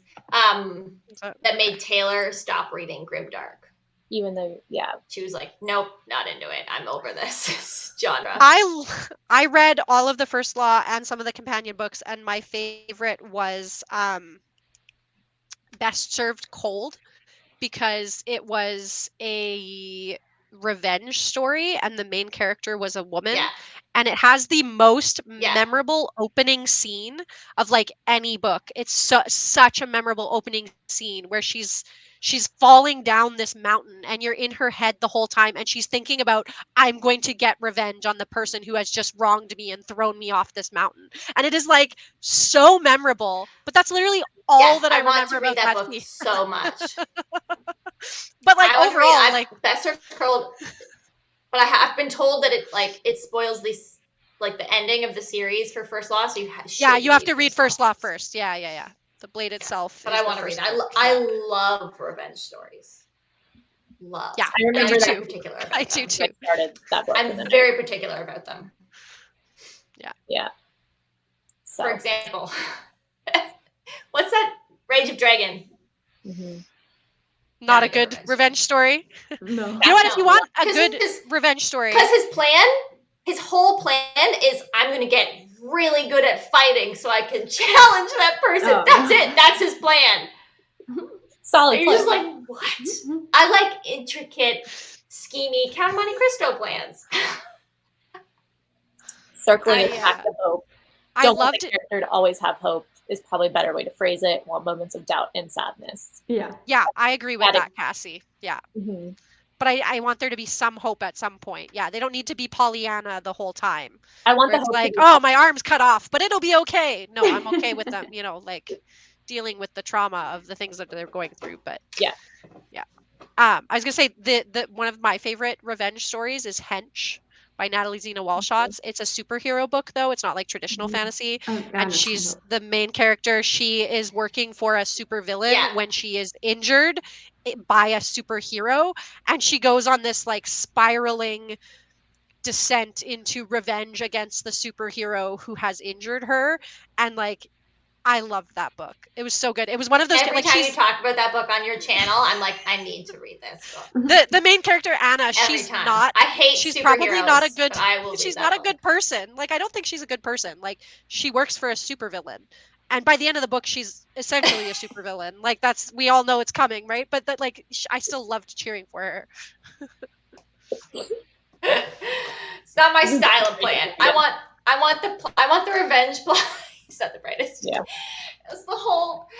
A good revenge plot for me is like intricate, like slowly masterminding things to tear that person's world apart. Not just like, I'm gonna fight him and kill him, so I gotta get really good at fighting first. Yeah. I think I agree. I haven't read Night, a lot. Hannah. Yeah. Hannah, thank you for hanging out with us and for chatting. We got way off track. We on are that so one. off topic. That's all right. We always do that. If you've been to our lives before, that's pretty classic, unfortunately. That's how We have a lot of.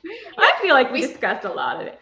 I was actually worried that we were all gonna get on and be like, it was okay. I had like nothing to say, so this is a lot better. But now I feel like that we've talked about it. Anyways, book 2 in November. No, I cannot fit the size of book 2 Not in into November. my November No. plans. This I'm actually trying to figure out January the maybe. PBR for your readathon, for Hannah's readathon. I'm trying. Yeah, everyone. I don't What know. team are you on? Team Witches, of course. Team are you? Yay! Traitor. I know, but I saw She Witches didn't and I was like, how do I she not? That's true.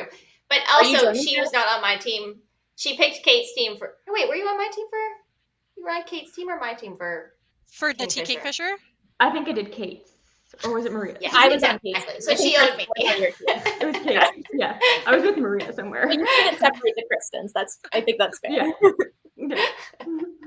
I'm not doing the readathon in November. I think Maria, maybe you were trying to ask me that at one point. It was, but yeah, you're not. I'm doing novellas in November and nonfiction November. I've just been planning that for like months and months and months. I'm trying to do nonfiction too, but we'll see.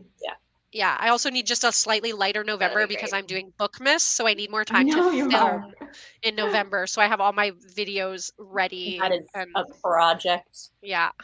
Cassidy loves the novella idea. Whoops. I love novellas. That's like my favorite type of book to read. I do SFF not. novellas. The opposite of Malice. My novella TBR too. We'll just do a whole round. I love novellas. Why did I love novellas? Here we go.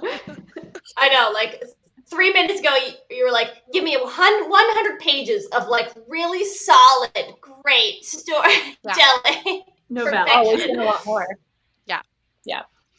Any final Malice thoughts before I take us off live and we just chat away from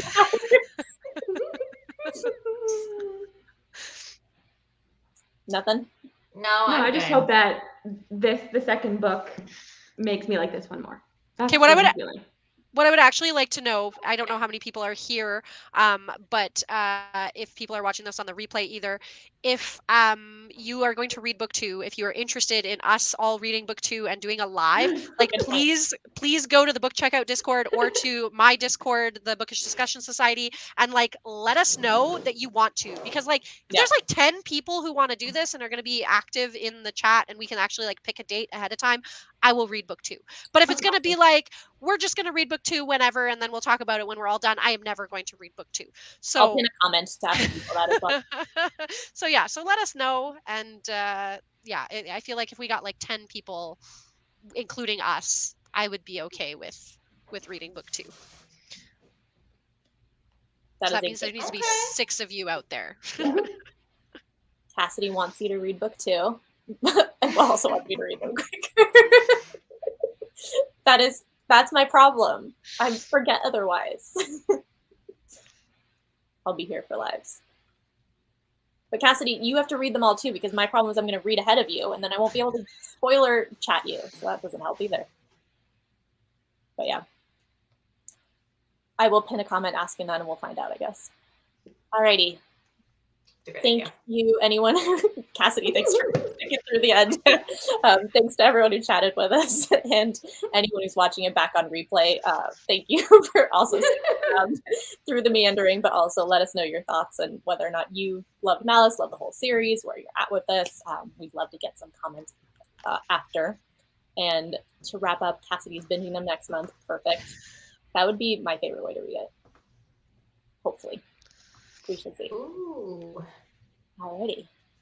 Well, and with that, I'm going to wrap this up here. I guess the next things, just to remind everyone again, anyone who's watching, that we do have our Unconquerable Sun live show next Saturday, same time as this started. So 11 a.m. PST, 1 p.m. Central Time. There we go. And we have a book club that will be bi-monthly, so we'll keep doing that. And then we have both Kristen is fully booked, and I are hosts for Hannah's Readathon, Once Upon a Readathon, that is happening in November. If anyone wants to join that. Alrighty, well, thank you all so much. Go Team Witches! Oh. Thanks, everyone. Very good. You have to get that in at the end. How do I censor someone? Do I kick someone? How do I kick See ya. I don't even know how to remove you. This is how bad I am. All right. Well, I removed yours.